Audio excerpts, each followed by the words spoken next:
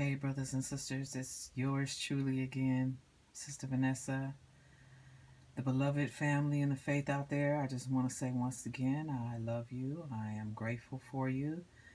Um, Here's another video. I was able to get my other one uploaded so I could do another one, okay? So basically, we can move forward here. And I just thank the Most High for you once again, and I pray that you will receive what the Lord has for you out of this message. As I said once again, I hope that this doesn't fall on deaf ears because what I went through, I suffered. I don't believe that the Most High put me through this for no reason. I actually lived through this, okay? So basically, if you don't hear what I had to say, then I don't know what else to say to you or for you. This is it for me. This is it. Now, in my video, you might hear some screams. You may hear people yelling and screaming at their children. All of a sudden, people throwing things in the trash cans 50 times, and a baby's crying and all kinds of stuff, okay? Because that's what happens when I come in my room, okay? So anyways, without further ado, I just want to say this also, that you know what I realized going through this? My life is not my own. That is true when the scriptures say that when we give our life, our soul to the Most High, when we rededicate ourselves back to Him, it is His will. It is not your will. It is not my will. It is really His will, okay? So anyways, I'm going to read to you from this book called Spiritual House Cleaning. This book was written by Eddie and Alice Smith, author Beyond the Veil, and also it says to protect your home and family from spiritual pollution, avoiding legalism and superstition, recognizing defiled and forbidden possessions, removing the enemy's ability to access your home. So that's what we're going to find out.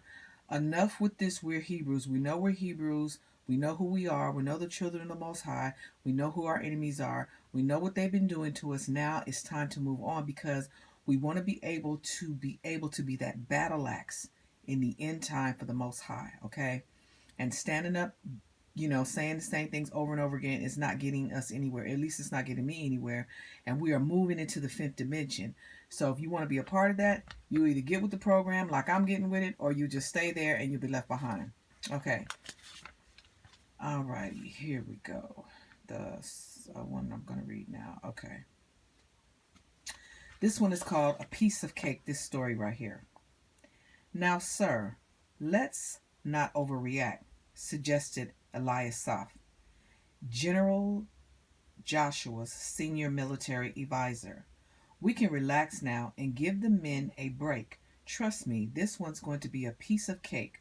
According to our reconnaissance, there's no reason at all for you to send the entire Israeli army to attack such a small place as Ai. Ai literally means a heap of ruin. I suggested that a reduced force of 2,000 or 3,000 troops will be sufficient to utterly destroy the city. So the next morning, Joshua sent 3,000 troops to annihilate Ai. To their surprise, the men of Ai were ready for battle. The feisty troop of Ai killed 36 Israeli soldiers and chased the others from the gate of the city down the slope to the stone quarries. The dispirited Israeli army was forced to retreat like a dog with its tail tucked between its legs. Joshua was stunned when he heard the news. The Israelis had only recently defeated the big city of Jericho, which now lay in smothering ruins. How could Eliasaph have so grossly underestimated the military capability of a small town like Ai? Joshua wondered.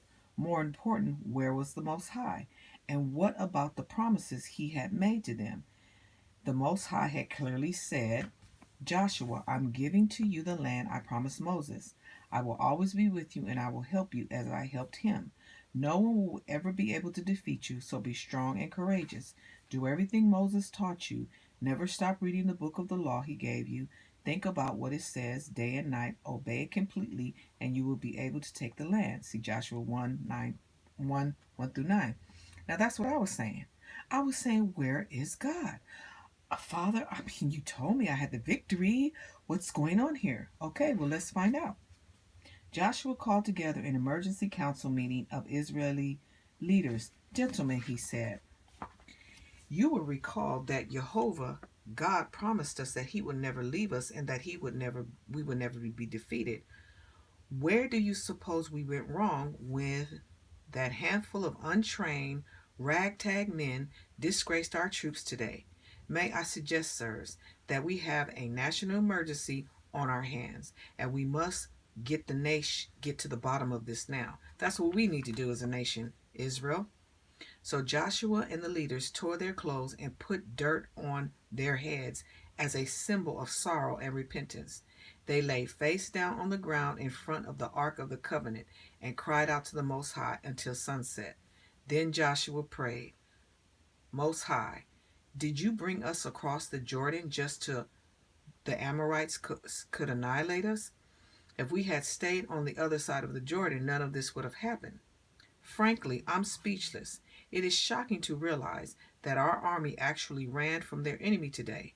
Our people are beginning to think that you could no longer protect us. When our enemies hear of our humiliation, they are likely to become emboldened that they may even try to surround us and wipe us out. The Most High answered Joshua, General, get off your face. I'm not taking prayer requests at this time. I told you that everything in Jericho belonged to me. Furthermore, I told you that I wanted the entire city to be destroyed. Have some of us done that? The Most High told us to destroy everything or get rid of this or get rid of that, and we said, oh, I'm going to keep this, I'm going to keep that. Or how could this be harmful? But instead, your people have stolen and hidden some of the booty for yourselves and lied about it. Because you've stolen stuff that was supposed to be destroyed, Israel itself has been set aside for destruction. And also, that makes me also want to bring this to your attention. I used to go into thrift shops and my husband, he sees things on the side of the street. Now, some things people put out, I'm sure that those people are not wicked, they're not evil, and they may even be blessed, okay?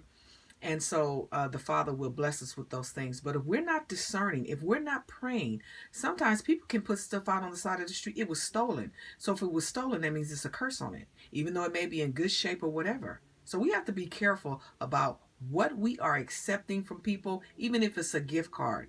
If it's a Starbucks gift card, well, you know it's got that little satanic mermaid on it. That thing is accursed. Don't accept it. If the Most High can't buy you coffee or a drink, then you don't need it. I can't help you anymore until you do exactly what I've told you to do. And that's what's happening to some of us. The Most High can't help us until we do exactly what he tells us to do. This is what happened to me. That's why he's using me to tell you. And that's precisely why your army could not stand before its enemies today. Tell the people that they will never be able to stand against another enemy until they rid themselves of the abominable things they have hidden. Now, we may not have things hidden in our house, but we may have things in our house that are hidden from us because we just don't know that we got something abominable in our house. And even with my two daughters, I've told you these things are abominable, but you have not heeded to what I've asked you to do. And so I didn't have this information, so maybe that's why the Most High is coming to you now that I have proof and I have uh, a story here to give you.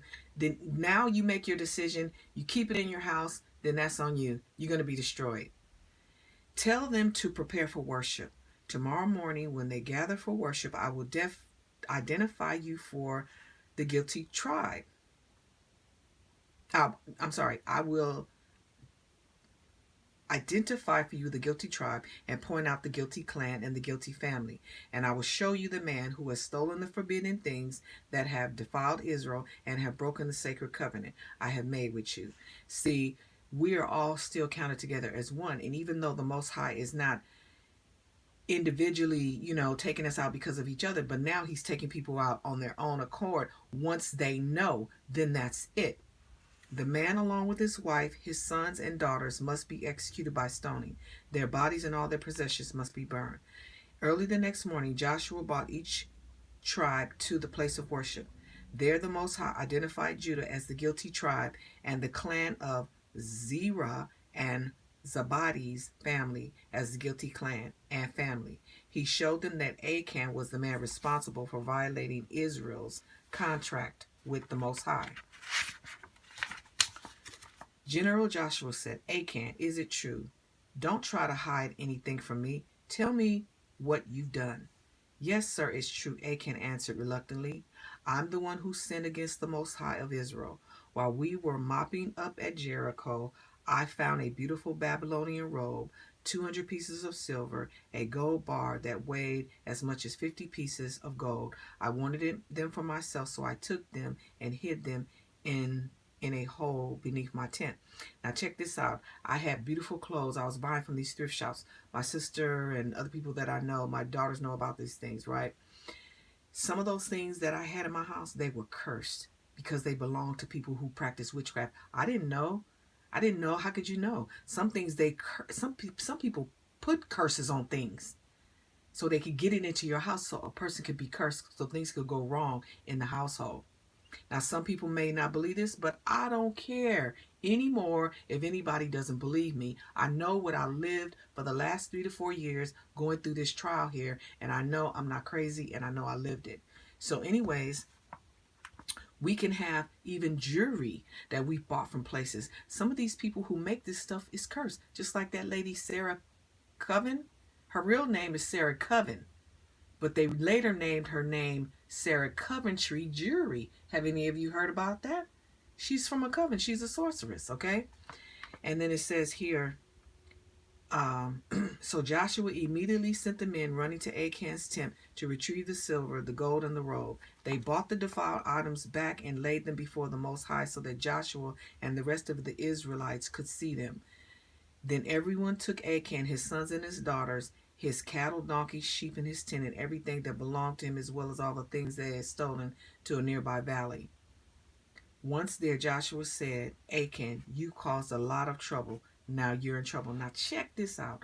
What he did cursed everything he had in his household, even his family. And even I've been trying to explain this to my husband. But what he doesn't understand, the Father has given me the ability, which is a gift, I feel, to realize that these things are cursed so that when he gets ready to pour out his wrath, we won't be destroyed. See, if you're not feeling it for whatever reason, okay, fine. Maybe it's not dealing with you now, but guess what? He's going to judge us the same. Why? Because his word is his word. He cannot refuse his word. It will always remain, and that's what the children of Israel are not understanding. So if my husband brings something in the house that's ungodly, I'm going to know it. I'm going to feel it. And I need him, and I need all of you to understand that. You can't bring these things into my house. If you got this stuff on you, don't come to my house, because I'm not dying for you. I'm not dropping dead for you. Because right here, even his family, it doesn't say if they knew, but it says that they took everything he owned, and it was cursed. They couldn't even, look what happens to it. The people of Israel stoned Achan